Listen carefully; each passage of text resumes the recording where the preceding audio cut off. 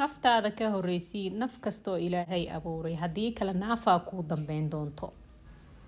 bismillaah, assalaamu calaykum waraxmatullaahi wabarakaatu. waa idin salaamay dhammaantiin asxaabta qaaliga intii hore iila joogtay inta igu soo biirtay dhammaanba waxaa idin leeyahay waa mahadsantihiin. meel kastoo ku nooshihiin rabbi ha idinku xafido. soo dhawaada ayaa idin leeyahay. waxaa idinla qeybsanayaa wax yar kulanka ilmaha.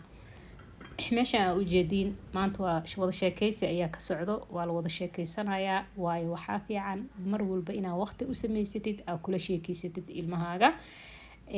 waayo maadaama ay kaa maqan yihiin saacado badan ay kaa maqan yihiin ma ogid waxa maskaxdooda kusoo dhacay ama waxa ay la kulmeen. marka waxaa fiican in adiga la sheekeysatid oo ogaatid xaaladooda, baartid dhinaca macalinka, dhinaca ardayda.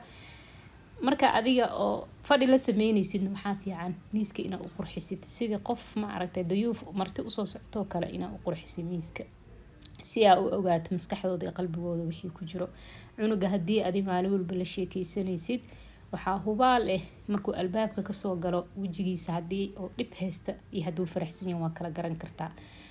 laakiin haddaadan la sheekeysanin iska baxaa wuu soo noqonaa, cunugu iska baxaa wuu soo noqonaa, maskaxdiisa xitaa siduu u koraayay ma ogaan kartid.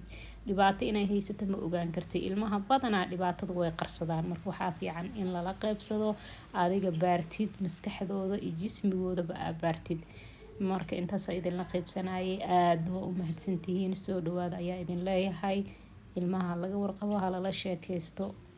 asalaamu calaykum.